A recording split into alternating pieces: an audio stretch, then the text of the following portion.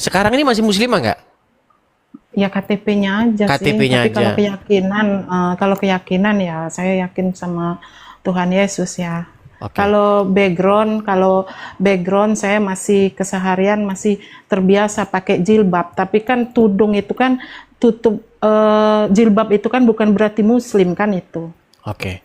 Coba bisa nggak bacakan dulu kepada para pemirsa bagaimana niat sholat, entah sholat subuh, sholat apa aja terserah, atau doa makan, Oke. atau bacaan Oke. surat Al-Quran, silakan. Oke, sholat ya. Sholat subuh. Usolli fardu subuhi rakaataini mustaqbilal kiblati adza lillahi ta'ala. Ayat kursi. Ya. Bismillahirrahmanirrahim. Allahu la ilaha illa huwal hayyul qayyum. La ta'khudhuhu sinatu wa la na'um lahu ma fis samawati wa ma fil ard.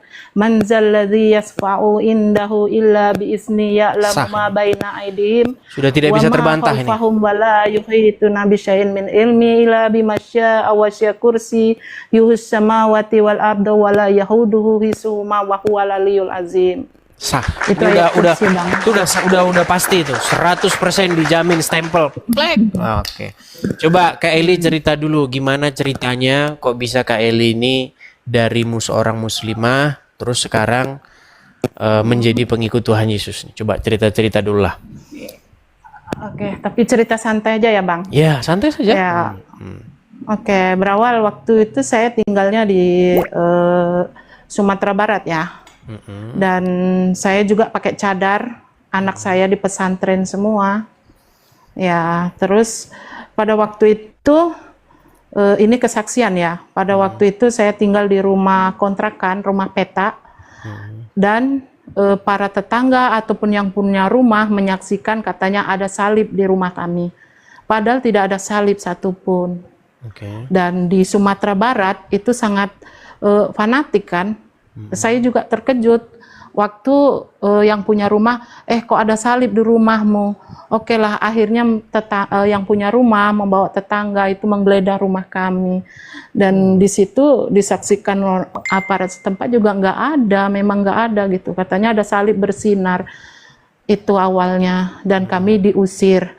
Oke, kami diusir, tapi saya masih melakukan kewajiban saya sebagai orang muslim kan. Ya saya sholat, saya tahajud. Pada waktu itu malam saya bermimpi. Pada waktu saya sholat saya bermimpi ada yang mendatangin, badannya besar, tinggi, rambutnya agak keemasan. Dia pegang tangan saya, diajak jalan-jalan ke taman. Mimpi satu kali. Oke lah, dan bau harum sekali pada saat dia ngajak jalan ke taman yang sangat berbunga, yang indah dan harum. Dan dia bilang, besok aku akan jemput kamu lagi. Itu antara mimpi dan antar sadar nggak sadar gitu ya. Jadi malam besoknya dia tepatin lagi janjinya. Antara setelah sholat tahajud saya akan mimpi lagi. Dan saya akan tanya, siapa kamu sebenarnya? Apakah nenek moyangku atau iblis yang menjelma atau apa gitu? Tapi dia bilang aku adalah Tuhanmu gitu. Tuhan siapa gitu kan? Aku adalah Tuhan Yesus. Besok aku akan mengajakmu lagi jalan-jalan. Dan dia tepatin lagi 3 hari sampai 3 hari berturut-turut yang datang Tuhan Yesus terus. Dari situ saya tidak bisa tidur dan saya sangat takut atau senang saya nggak tahu ya. Tapi pada waktu sholat yang datang hanya dia dan saya tetap melakukan sholat kewajiban, tapi yang saya sebut di situ hanya Tuhan Yesus. Itu sih. Waktu itu saya cerita sama suami karena suami saya orang jemaah tablik, terus aduh kamu udah kafir gitu kan. Itu jadi setan, suami istri muslim ini ya, suami jamaah tablik, iya. Istri cadaran ya. Iya, kami jemaah tablik semua. Akhirnya ya pada akhirnya terus saya cerita sama suami, aduh kamu harus diruqyah, harus gini, harus gitu kan. Itu iblis yang menjelma untuk merusak imanmu. Terus tapi saya tetap melakukan sholat, tapi yang ada hanya Tuhan Yesus dan ada kerinduan terus setiap malam. Ada kerinduan untuk dia datang dan ya sampai sekarang saya merasa dia ada, sudah di hati dan tidak perlu datang karena saya belum paham waktu itu juga namanya firman Tuhan itu apa, itu nggak tahu. Iya. Karena yaitu kesalahannya, saya selalu ngikutin Bang Edis, kesalahan orang Islam itu selalu membaca Al-Quran tapi tidak tahu artinya itu. Nah dari situ, jadi saya suka itu selalu mengikuti Bang Edis kan. Jadi saya cari di HP untuk grup-grup alumni sekolah, di situ ada yang beragama Kristen. Setahu saya Tuhan Yesus Tuhan yang orang Kristen kan gitu. Jadi saya cari tahu, saya ceritakan mimpi itu sama teman alumni sekolah. Tapi mereka bilang, aduh mimpimu bikin aku merinding, cobalah kamu konsultasi sama pendeta, kata dia kan. Wih, takut dong aku sama pendeta, kayak mana aku mau bilang gitu kan. Akhirnya dihubungin sama seorang pendeta. Terus dari pendeta itu, akhirnya dikenalkan seorang ustadz. Ustadz ini sudah percaya dengan Isa Al-Masih, kata dia kan. Aduh, saya tambah bingung nih, Isa Al-Masih gimana ini? Enggak, sebenarnya Yesus, tapi kalau bahasa Arabnya Isa Al-Masih. Dan pendeta itu saya pikir bijaksana juga, biar belajar Al-Quran di mana ayat-ayatnya yang tentang itu. Aduh, Al-Quran saya khatam gitu kan.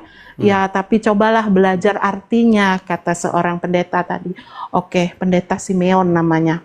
Oke, dihubungilah, saya dipertemukan. Untuk bertemu itu jarangnya jauh ya, dari Sumatera Barat ke Sumatera Selatan. Jauh. Dan itu melalui cerita yang panjang dong, sama suami ribut dulu, dan akhirnya saya bilang, tapi ya waktu mimpi saya bilang sih, malam nanti akan ada datang lagi Tuhanku. Saya bilang waktu mimpi ini, balik lagi ya karena ada yang terlewat tadi. Nanti akan ada bau-bau, dan suami saya mencium bau-bau harum itu. Makanya bilang, kalau memang ada dalilnya di Al-Quran, saya ikut yang kamu percayain, kata suami. Oke, kamu berani aku tantang naik motor, katanya kendaraan bermotor roda 2 dari Sumatera Barat ke Sumatera Selatan. Saya berani. Habis sholat Isya, kami langsung on the way ke Palembang, ke Sumatera Selatan, naik motor, Bang. Berapa jam tuh naik motor. Tapi saya menatap langit, terus di langit saya bilang, ada Tuhan yang melindungi, ada Tuhan. Ya sudahlah, nggak usah bilang-bilang kayak gitu terus, katanya, kalau belum ada buktinya. Gitu kata suami, Bang. Ya akhirnya saya sampailah di kota Palembang, cuman ya saya privasi namanya. Di situ saya belajar, ini loh firman Tuhan tuh ini. Akhirnya membuka Al-Quran. Dari situ dirangkai dari Al-Quran, dari kitab-kitab semua kami pelajari, dan akhirnya saya percaya, dan di situ disibgoh. Arti sibgoh adalah mandi taubat atau baptis. Oke, langsung saya mau terima. Saya terima, yang penting apapun itu yang menjurus ke Tuhan Yesus, saya terima apapun syaratnya.